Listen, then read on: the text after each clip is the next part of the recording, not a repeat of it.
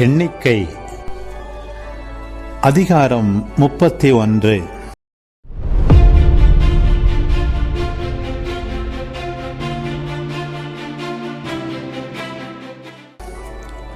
ஆண்டவர் மோசேயிடம், இஸ்ரவேல் மக்களை முன்னிட்டு மிதியானியரை பழிவாங்கு, அதன்பின் நீ உன் மக்களுடன் சேர்க்கப்படுவாய் என்றார்.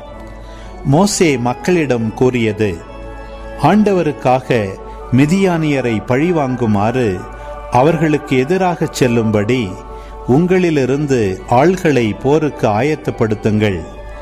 இஸ்ரவேல் குலங்கள் ஒவ்வொன்றிலிருந்தும் 1000 பேரை போருக்கு அனுப்ப வேண்டும்.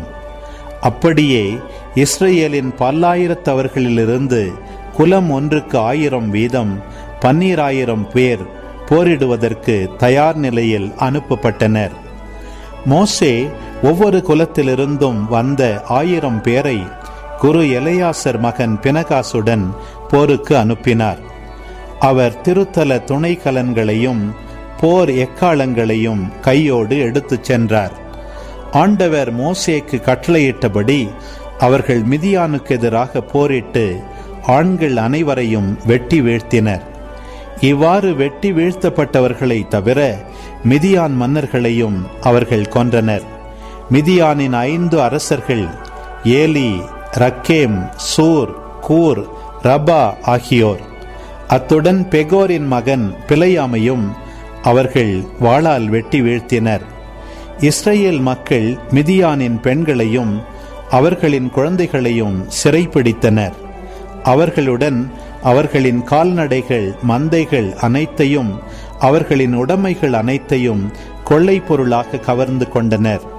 அவர்கள் குடியிருந்த இடங்களின் அனைத்து நகர்களையும் அவர்களின் அரண்கள் அனைத்தையும் தீக்கிரையாக்கினர். ஆள்களும் கால்நடைகளும் உட்பட அவர்கள் கொள்ளையடித்தவை, சூறையாடியவை அனைத்தையும் கொண்டு சென்றனர். பின்பு அவர்கள் சிறைப்பிடித்தோர் கொள்ளையடித்தவை, சூறையாடியவை ஆகியவற்றை எரிகோவுக்கு எதிரே யோர்தானை அடுத்த மோவாபு சமவெளியில் பாளையத்திலிருந்த மோசே, குரு எலெயாசர், இஸ்ரவேல் கூட்டமைப்பினர் ஆகியோரிடம் கொண்டு சென்றனர்.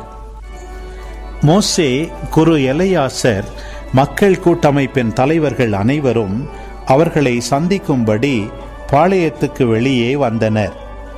1000 100 தலைவர்களாகிய படை தளபதிகள் போர்க்களத்திலிருந்து திரும்பி வந்தபோது அவர்கள் மேல் மோசே சினங்கொண்டார். மோசே அவர்களிடம் கூறியது, பெண்கள் எல்லாரையும் உயிரோடு விட்டுவிட்டீர்களா? பிலையாமின் சொல் கேட்டு இஸ்ரவேல் மக்கள் பெகோர் காரியத்தில் ஆண்டவருக்கு எதிராக இழிவாக நடக்க காரணமாயிருந்தவர்கள் இவர்கள்தானே.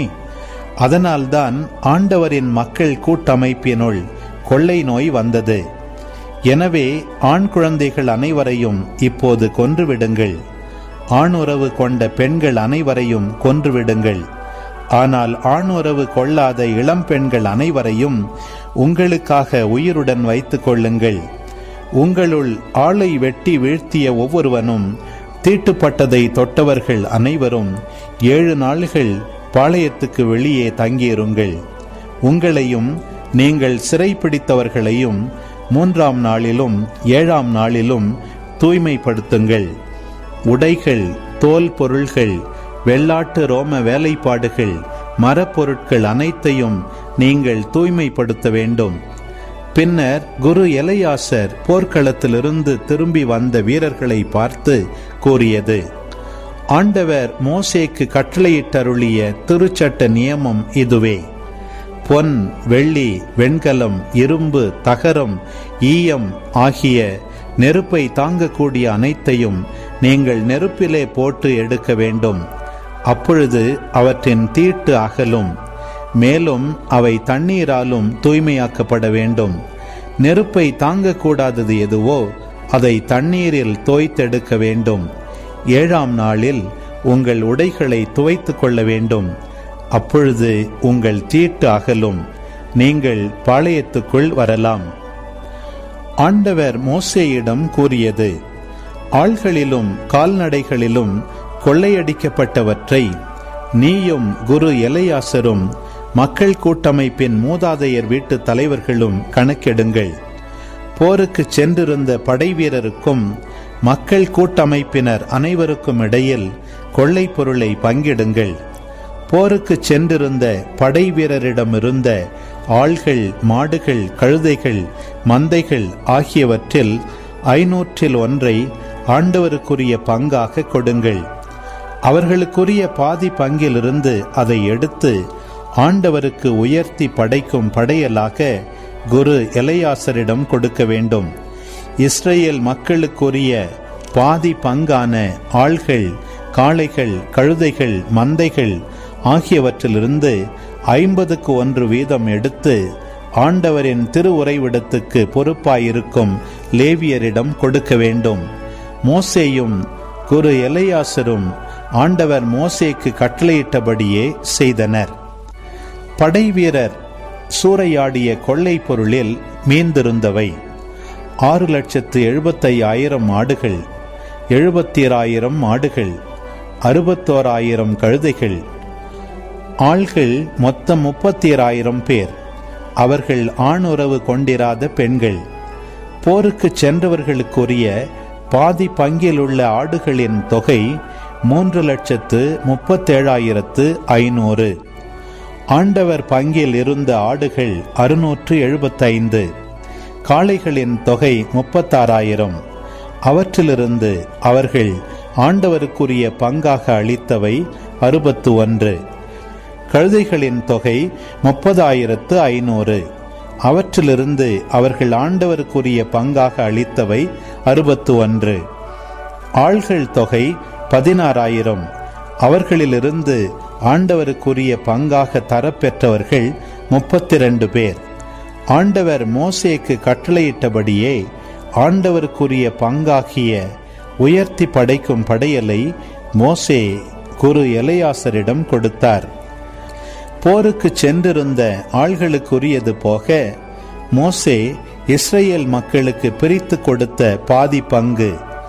மக்கள் கூட்டமைப்புக்குரிய பாதி பங்கில் ஆடுகள் 3,37,500, காளைகள் 36,000, கழுதைகள் 36,500, ஆள்கள் 16,000 பேர். ஆண்டவர் மோசேக்கு கட்டளையிட்டபடியே இஸ்ரேல் மக்களுக்குரிய பாதி பங்கிலிருந்து ஆள்களிலும் கால்நடைகளிலும் 50% எடுத்து அவற்றை ஆண்டவரின் திருவுறைவிடத்திற்கு பொறுப்பாயிருந்த லேவியரிடம் மோசே கொடுத்தார். பின்பு பல்லாயிரத்தவர் படை தளபதிகள், 1000 தலைவர்களும் 100 தலைவர்களும் மோசேயை அணுகினர். அவர்கள் மோசேயிடம், உமது அடியார்களாகிய நாங்கள் எங்கள் அதிகாரத்திற்குட்பட்ட போர் வீரரை எண்ணிய போது ஒருவரும் குறையவில்லை. அத்துடன் ஆண்டவர் முன்னிலையில் எங்களுக்கு கரை நீக்கம் செய்வதற்காக நாங்கள் ஒவ்வொருவரும் தேடி எடுத்த பொன் அணிகளான காப்பு வகைகள், கடகங்கள், முத்திரை மோதிரங்கள், காது வளையங்கள், குமிழ்மணிகள் ஆகியவற்றை ஆண்டவருக்கு நேர்ச்சையாக கொண்டு வந்துள்ளோம் என்றனர். மோசேயும் குரு எலையாசரும் அவர்களிடமிருந்த கைவினை பொருள்களான எல்லா பொன் அணிகளையும் பெற்றுக்கொண்டனர். 1000 தலைவர்களும் 100 தலைவர்களும் ஆண்டவருக்கு உயர்த்தி படைத்த பொன்னின் நிறை மொத்தம் ஏறக்குறைய 200 கிலோகிராம். ஒவ்வொரு படை வீரனும் கொள்ளை பொருளை கவர்ந்து கொண்டான். மோசேயும் குரு எலையாசரும் 1000 100 தலைவர்களிடமிருந்து பொன்னை பெற்றுக்கொண்டனர்.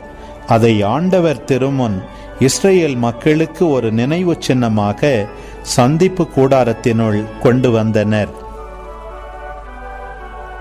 அன்பு உறவுகளே, இது உங்களுக்கான நேரம். இக்காணொளியில் ஒலி வடிவில் எண்ணிக்கை புத்தகம் 31ஆம் அதிகாரத்தை முழுமையாக பார்த்தும் கேட்டும் ஜெபித்தும் இருப்பீர்கள்.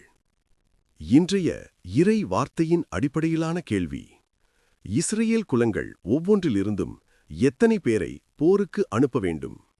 பதில்களை கமெண்ட்ஸில் பதிவு செய்யவும். இதுபோன்ற வீடியோக்களை தொடர்ந்து காண இந்த வலைதளத்தை சப்ஸ்கிரைப் செய்யவும். மேலும் லைக் கொடுத்து எங்களை ஊக்கப்படுத்தவும்.